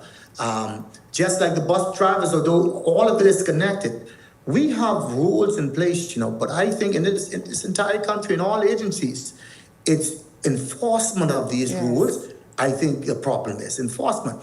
And if we could get it out there, just for example, the seatbelt rules. When that first came out, everyone was hollering and screaming and shouting. But now, nothing. Everyone just wear their seatbelts and what have you. We as human beings, we don't like change. But if the authorities would really keep their feet down and push everyone to the limit, say, listen, these are the rules, you're going to abide by these rules, or we will write you fines, or we will suspend your licenses, whatever that is. But if you just go with rhetoric, with talk, and no action behind that talk, you will get the fellas to comply for about a month or so, but they know that, hey, there's only talk, we're going to go right back to where we was before. But if you stand firm and with the government, see, what I realize, and I believe governments just all the time just want to be nice, don't want to lose any voters, don't want to potentially upset any potential supporters who may be in the jet ski business, who may be in the bus driving business. No, man, if you really love the country and love the industry and love the people, you don't worry about these type of things. If you're doing right, do right. Let's move the country forward, is what you're saying. Ellington? Shanique, I'm in the tourism industry, and this hits home with me because we have similar scenarios that plays out around the airports or between the various taxi, livery, and bus drivers. And so this is very sensitive to me. When I listen to both former Prime Minister Minnis and Mr. Herschel Walker, there seems to be some discussion that has been had, and the things is not being executed. That is what I'm hearing from them.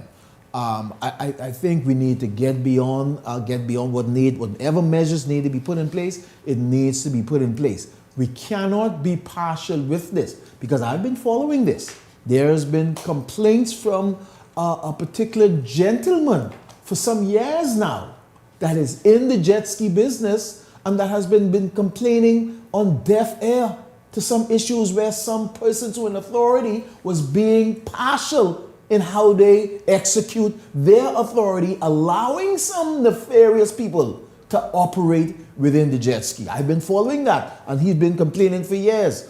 I want to say to those jet ski, you operators, you have a responsibility. I know we got these things, I know snitch boy. Well, then you can let them kill it for me, you, and everybody else. If you see people that you know are not properly registered, you need to report it. We need to protect this. You have a responsibility to protect it, whether the Defense Force officer or the other port people doesn't see it. You have a responsibility to bring it to the awareness of the authority. We must protect this tourism egg for all of us. I agree with Mr. Blue where it comes to enforcement of our laws. And if Defense Force Marines are in place, I think probably I would recommend a sting operation. Show up, ask for license, ask for insurance coverage, spend a day watching, because I see videos of tourists, Bahamians on these jet skis just having a wild crazy time. And so two are responsible, but enforce the law. If you know of a bad apple, remove it. Remove it. And nobody's responsible for you keeping your job, keeping your livelihood. That is your responsibility. So you are to protect the service you are making a living from. And so I say enforcement of the law, sting operation, recognizing, identifying these individuals. And if you have to remove them, remove them. And Shanique, let me say also to add to that too, I'm in the security business. I have over the years dealt with many people who have worked for me.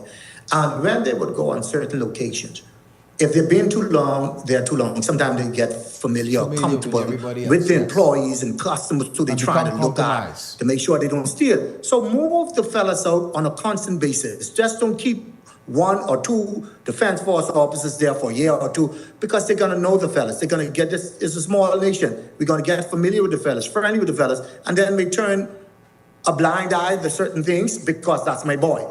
No, man, move them out. Put a new set of fellas every 6 months, rotate them, just let new fellas get to know the people they're not as friendly with them, and they will do the job, because in this nation, when we get too friendly with people, sometimes that could be a problem. Yeah, we tend to lose our discretion. Anyways, listen, a tragic day on a construction site, a very unfortunate story. The fallout leaving one family facing some harsh realities and a mother's worst nightmare realized. Here is Linton Ritchie Jr.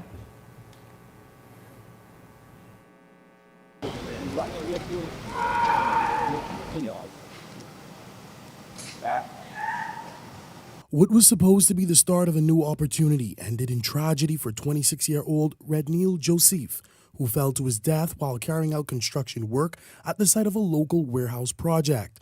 Authorities say the young construction worker was on top of the unfinished ceiling when his life was unexpectedly cut short.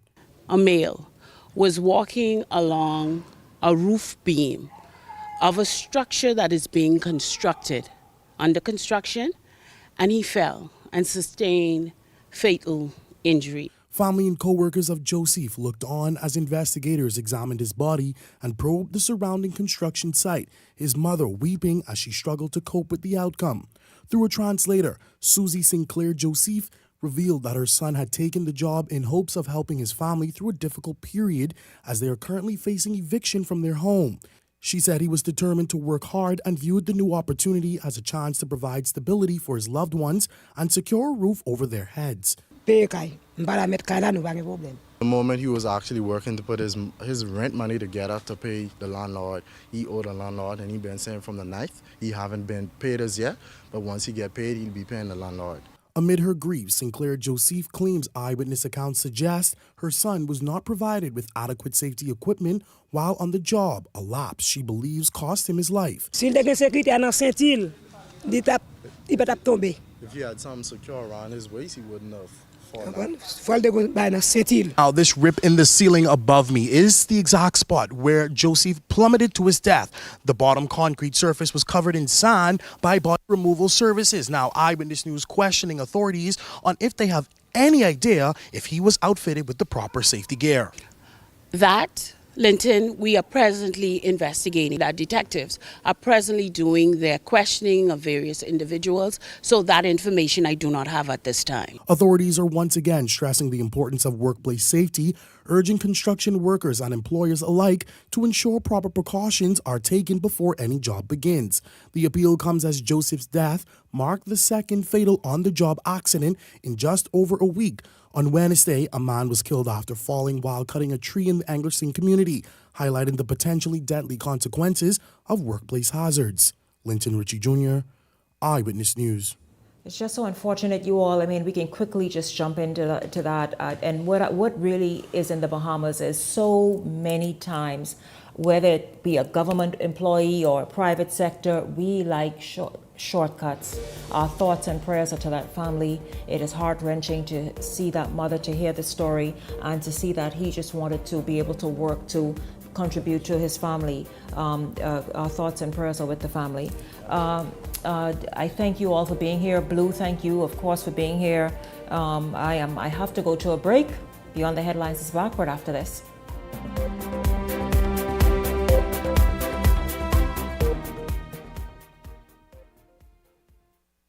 Edenwell has expanded their testing menu. We now offer blood work, drug screening, and so much more. Our hours of operation are Monday to Friday, 7 a.m. to 5 p.m., and Saturday, 8 a.m. to 1 p.m., located on 11 Madeira Street. We are here for all of your laboratory needs, with fast and reliable lab work done by our friendly and knowledgeable staff. Let us help you take the needed steps to stay in the know about your health. Let's keep working towards a healthier you. Stay Eden well. Welcome to Paradise Premium Foods, where exceptional taste meets everyday convenience.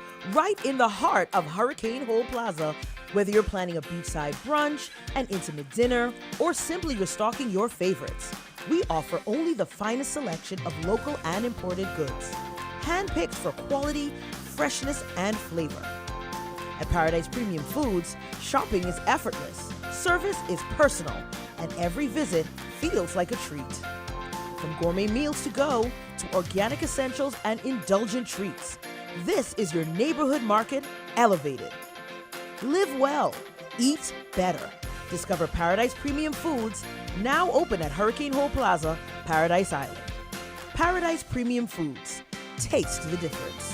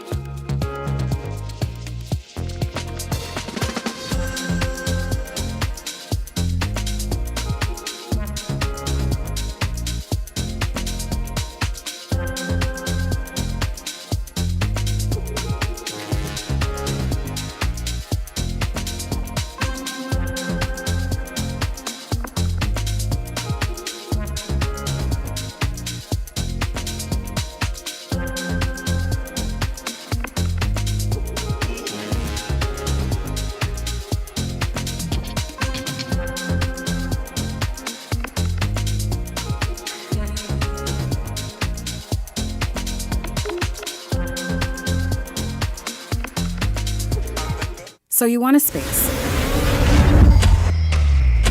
but not just any space. You need something with a little more potential. So how about 1,000 square feet of room to play with? Superb audio and video production capability, digital LED wall, full lighting grid, and about 124 seats to accommodate a full studio audience with so many other features. Make us your home for your next concert, conference, and so much more. Honestly, the possibilities are endless. Here at ILTV Studios, we'd love to bring your next event to life. So what do you say? Do you want our space?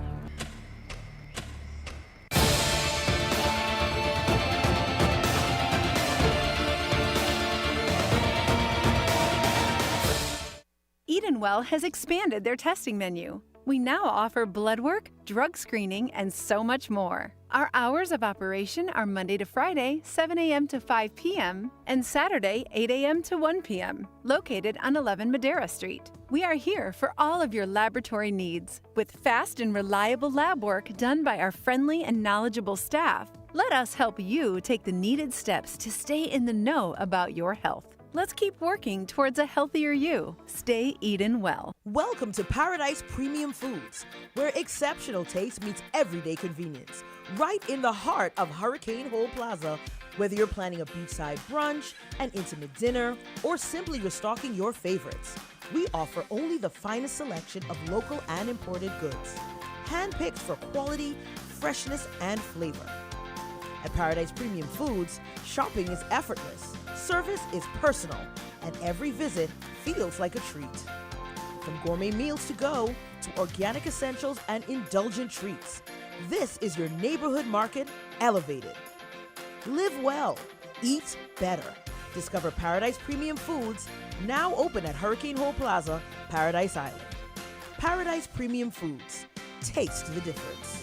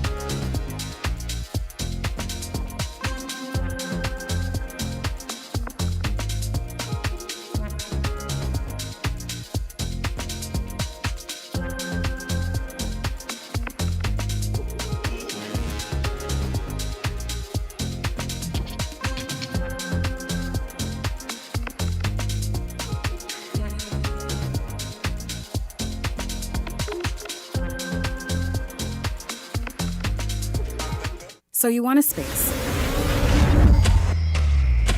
but not just any space. You need something with a little more potential. So how about 1,000 square feet of room to play with? Superb audio and video production capability, digital LED wall, full lighting grid, and about 124 seats to accommodate a full studio audience with so many other features.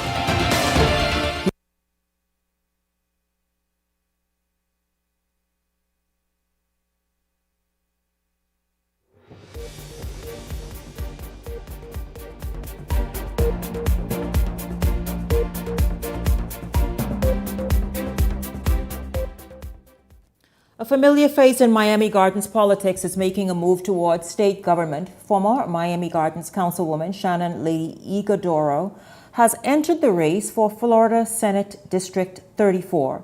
What makes her story significant to us here in the Bahamas is that she is Bahamian, born and bred.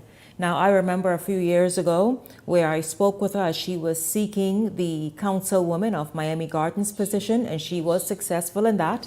And now she is going towards a Senate position in the state of Florida for District 34. Good evening to you, former Councilwoman Igodoro. It's great to have you here. Welcome to Beyond the Headlines.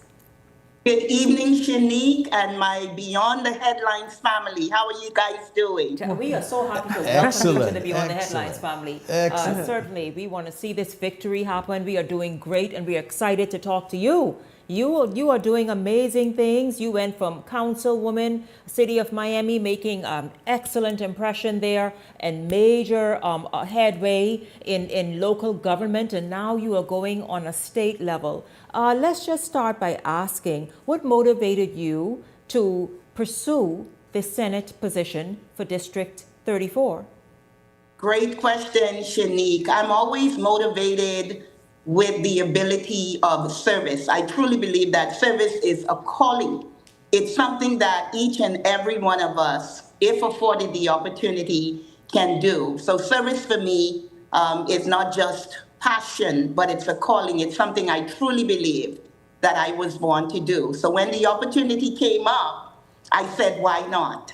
And I jumped in. Yes. Yeah. Now, how do you feel your experience as a city councilwoman? And I'll tell you, her husband also is involved in local government in the city sort of Miami Gardens and the surrounding areas, doing amazing things in Florida. But how you think you've been prepared for this now sort of state level representation from the local government aspect to more statewide?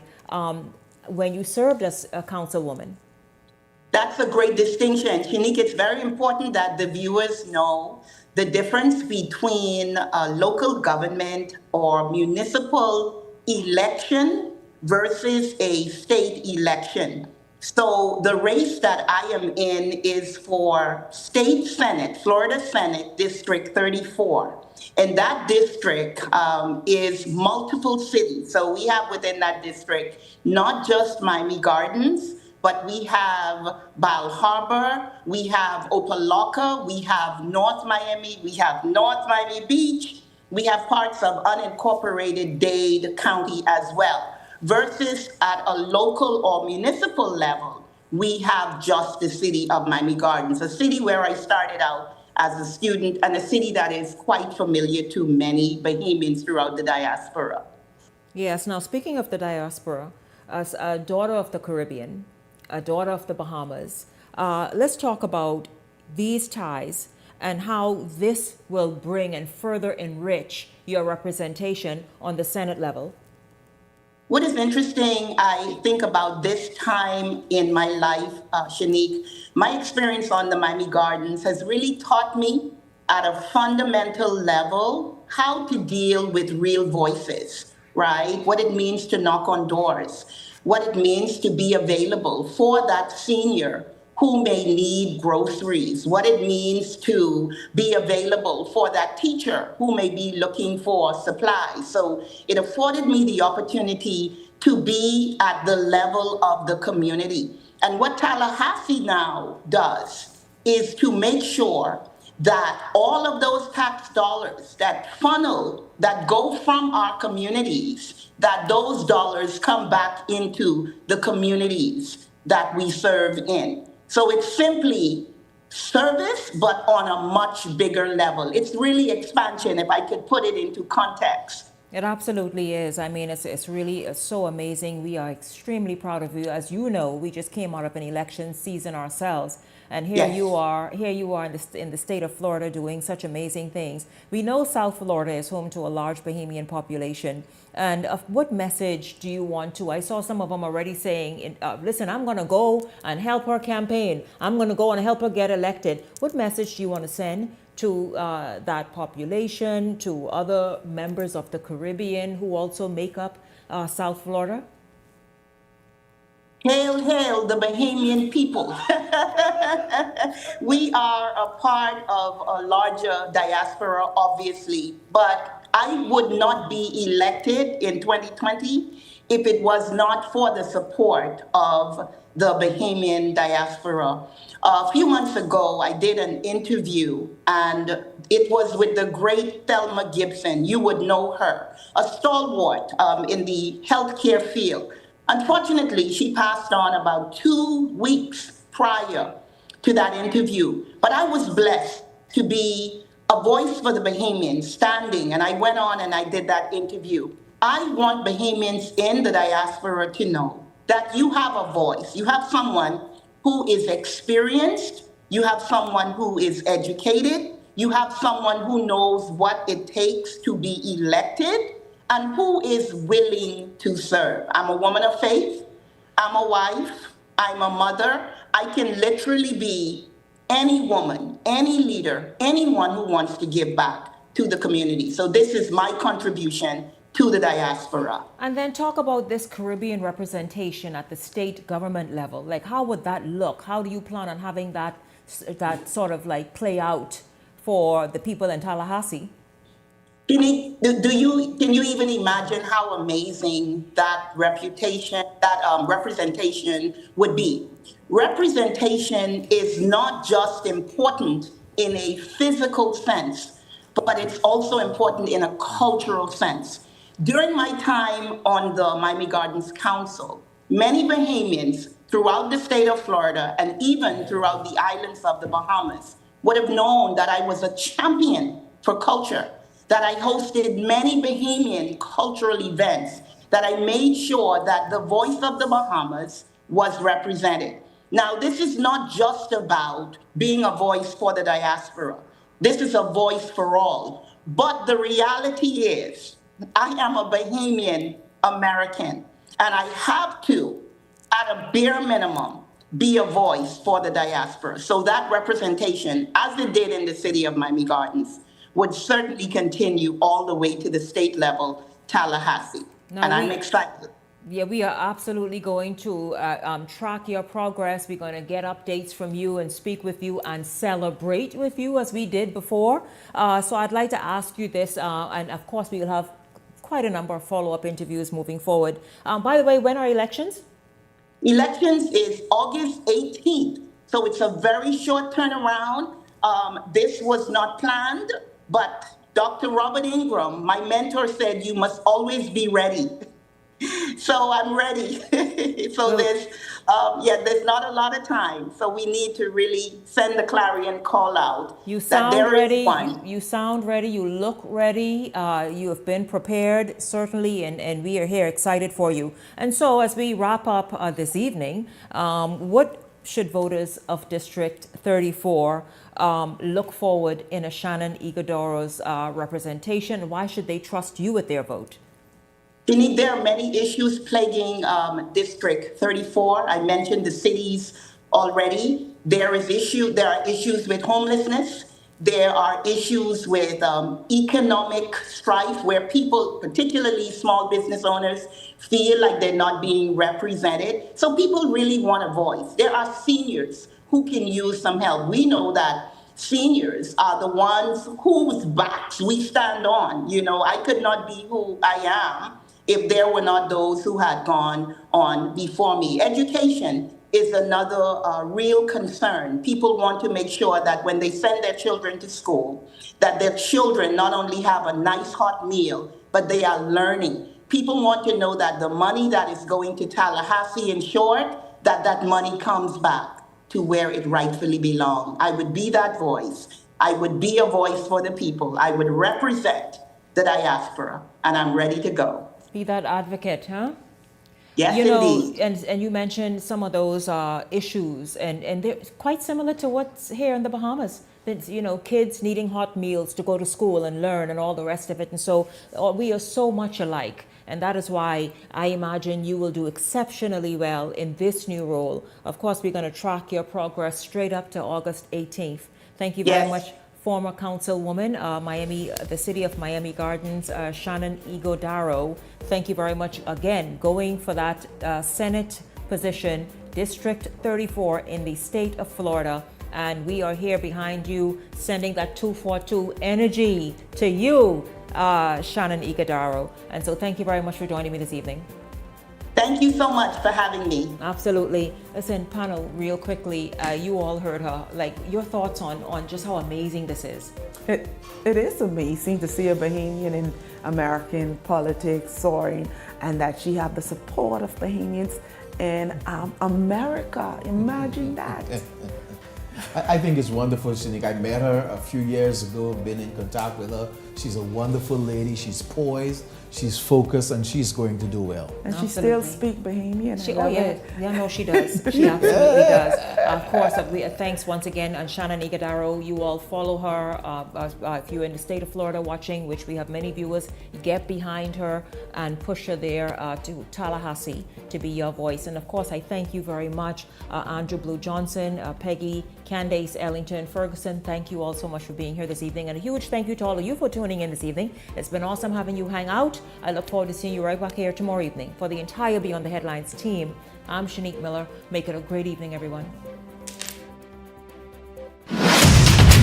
The Verizon Media Group, home of ILTV, Paramount Systems Limited, Eyewitness